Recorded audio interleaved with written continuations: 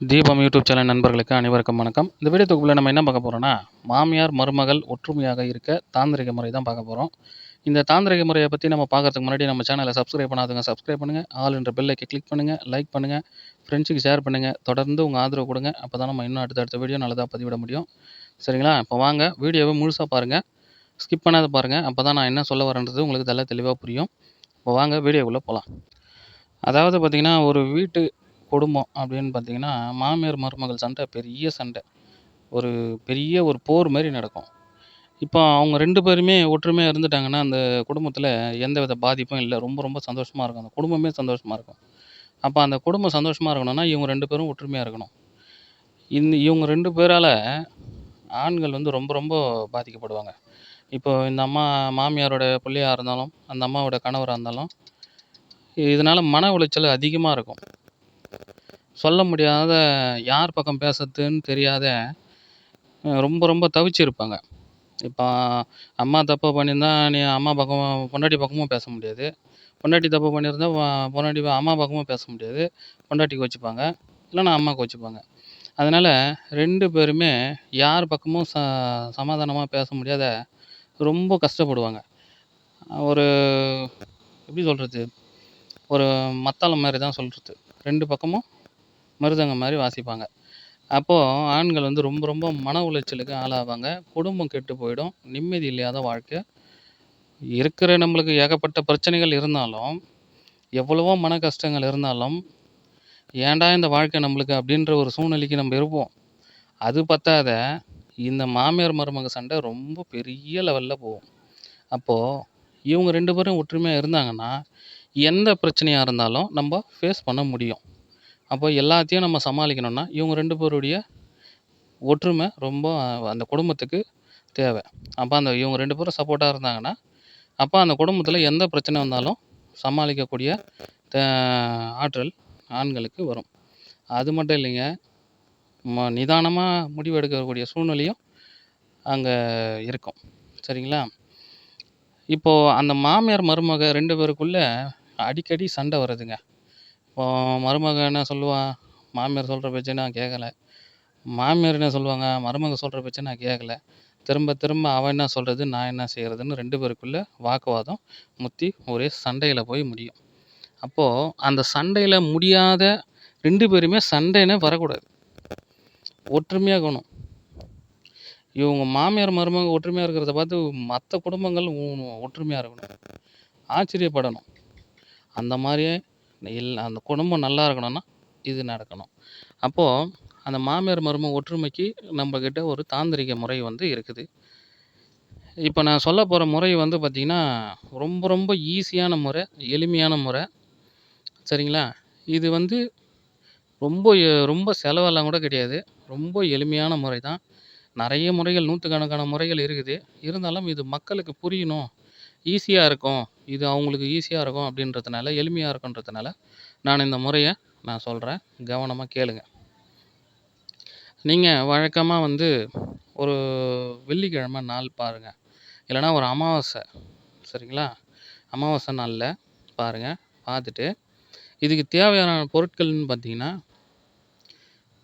வெத்தலை, மஞ்சள் கலந்த பச்சரிசி. பச்சரிசி கடையில் வாங்கி மஞ்சள் மிக்ஸ் பண்ணி காய வச்சுக்கோங்க. அம்மனுக்கு அபிஷேகம் பண்ண குங்குமம், இதுதான் ரொம்ப ரொம்ப முக்கியம். அம்மனுக்கு அபிஷேகம் பண்ண குங்குமம் ரொம்ப முக்கியம். அதுவும் பௌர்ணமி நாட்களில், அமாவாசை நாட்களில் அம்மனுக்கு அபிஷேகம் எல்லா கோயில்லையும் குங்குமம் அபிஷேகம் நடக்கும். அந்த குங்குமம் அபிஷேகம் எங்கே நடக்குதுன்னு பார்த்து, அந்த குங்குமத்தை பேக்கெட் பண்ணி கோயிலுக்கு உள்ளே எங்கேயாச்சும் ஒரு இடத்துல விற்றுன்னு இருப்பாங்க. அதனால் ஒரு ரூ. 20, ஒரு ரூ. 30, இல்லை ஒரு ரூ. 50 தான் இருக்கும்.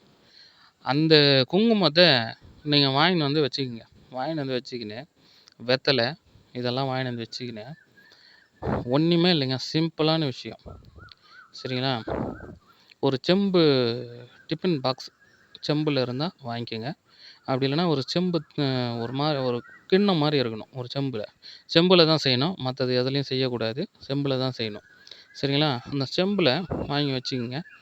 ஒரு அமாவாசை நாள், நல்ல நாள் பார்த்து காலையில் குளித்து முடிச்சுட்டு விநாயகர் பூஜை போட்டிருக்கேன். விநாயகர் பூஜைய கும்பிட்டுட்டு, விநாயகருக்கு வந்து எப்பவுமே ஒரு எருக்கம்பூவு, அருகம்பில்லு இதெல்லாம் வச்சு நம்ம கும்பிடுவோம். வீட்ல எப்பவுமே நார்மலா ஒரு வெள்ளிக்கிழமை கும்பிடுற மாரி, வீ வீட்ல வந்து பூஜை ரூம்ல சாமி கும்பிடுங்க. மல்லிகைப்பூ மட்டும் தான் யூஸ் பண்ணணும். வேற எதுவும் யூஸ் பண்ணக்கூடாது. நார்மலா நம்ம வெத்தல பாக்கு, பொரிகடலை, அவல், அச்சு வெல்லம் இதெல்லாம் வச்சு கும்பிடுவோம். அதே இருக்கட்டும். அன்னைக்கு ஒரு நாள் வச்சா மட்டும் போதும். மறுநாள் தேவையில்ல. சரிங்களா? அந்த ஒரு நாளைக்கு மட்டும் வச்சு கும்பிடுங்க. இத என்ன பண்ணணும்னா, அந்த செம்பு பாத்திரத்த சின்னதா இருந்தா கூட போதும். அந்த செம்பு பாத்திரத்தில முதல்ல மஞ்சள், குங்குமம் போட்டுருங்க. மஞ்சள், குங்குமம் அது உள்ள போட்டுட்டு, அதற்கு மேல வெத்தலைய ஒரு வெத்தலைய எடுத்து கிழியாத இருக்கணும் வெத்தல. அத சுத்தமா பன்னீர்ல கழுவிட்டு, அது மேல வச்சுருங்க. வச்சுட்டு, அதுக்கு மேல இந்த மஞ்சள் கலந்த அரிசிய போடுங்க. போட்டுட்டு, மீண்டும் அந்த பன்னீர்ல கழுவுன வெத்தலைய ஒரு வெத்தலைய எடுத்து மறுபடியும் வையுங்க.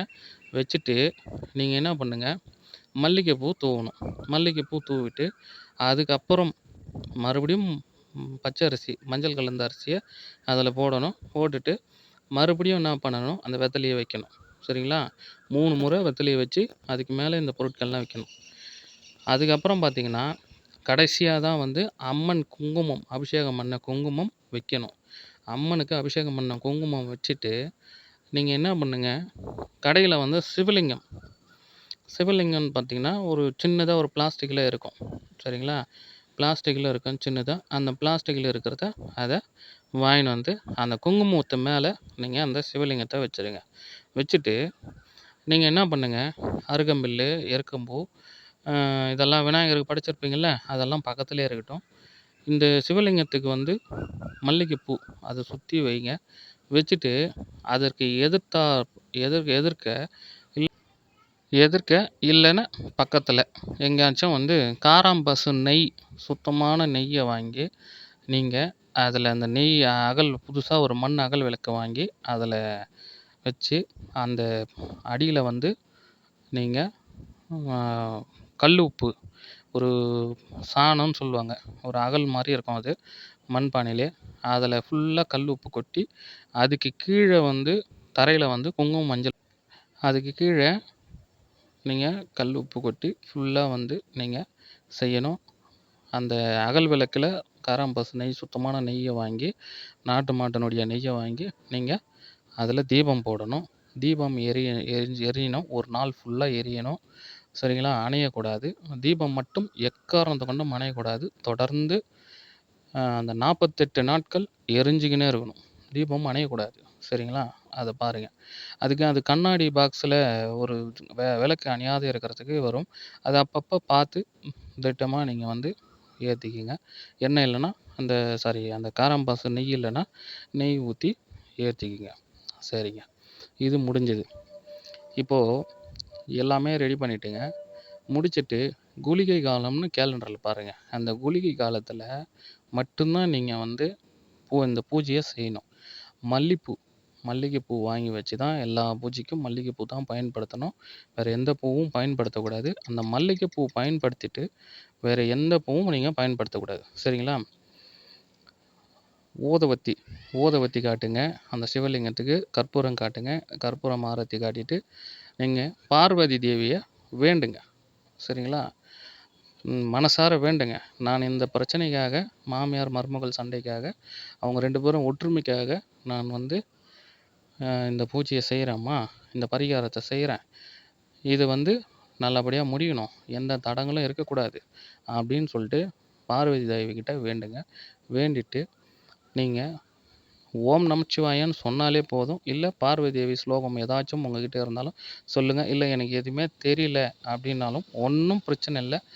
மனச ஒருநிலைப்படுத்தி அந்த தேவி கிட்ட, பார்வதி தேவி கிட்ட உட்கார்ந்து மனச ஒருநிலைப்படுத்தி, மனசார இரு கண்களையும் மூடி தியான நிலையில நீங்க என்ன வேண்டுதல வைக்கிறீங்களோ, அது அப்படியே நடக்கும். சரிங்களா? இதுதாங்க தாந்திரிக பரிகாரோடைய செய்முறை. இது வந்து எனக்கு தெரிஞ்சு எல்லார்கிட்டயும் நான் சொல்லிட்டேன். செஞ்சு பார்த்து நாளடைவுல இது வந்து பார்த்தீங்கன்னா, உடனே வந்து தீர்வு கிடைக்காது. நான் அதையும் சொல்லிர்றேன். உடனே வந்து 4 நாள்ல, 3 நாள்ல அது செய்யணும்னா, அதுக்கு வேற வேற முறைகள் இருக்குது. 1 வாரத்தில நடக்கிறதுக்கு, 48 நாளுக்குள்ள நடக்கிறதுக்கு, சாரி 3 நாள்ல நடக்கிறதுக்கு அதுக்கெல்லாம் வந்து வேறு வேறு முறைகள் இருக்குது. இது வந்து பார்த்தீங்கன்னா 48 நாட்களுக்குள்ள உங்களுக்கு இந்த பூஜை வந்து உங்களுக்கு நிவர்த்தி ஆகும். அதுக்கு தான் அந்த 48 நாளும் தொடர்ந்து அந்த தீபம் எரியணும். சரிங்களா? அந்த தீபம் தொடர்ந்து 48 நாட்கள் எரியணும். எக்காரணத்த கொண்டும் அணையக்கூடாது. இரவும் பகலும் எரியணும். இப்போ இதுக்கு ரிசல்ட் வந்து பார்த்தீங்கன்னா, 1 வாரம் போச்சுனாலே குடும்பத்தில பிரச்சனை வராது. இப்போ ஒரு 100% குடும்பத்தில பிரச்சனை இருக்குதுன்னா, அந்த 100%ல 90% பிரச்சனை இருக்கும். 10% குறைவா இருக்கும். அதே மாரி நாட்கள் ஓட, ஓட, ஓட இந்த 48 நாட்கள் முடியறதுக்குள்ள எல்லா விதமான பிரச்சனைகளும் தீர்ந்து, மாமியாரும், மருமகளும் எந்தவித பிரச்சனையும் இல்லாம சந்தோஷமா, ஒற்றுமையா இருப்பாங்க.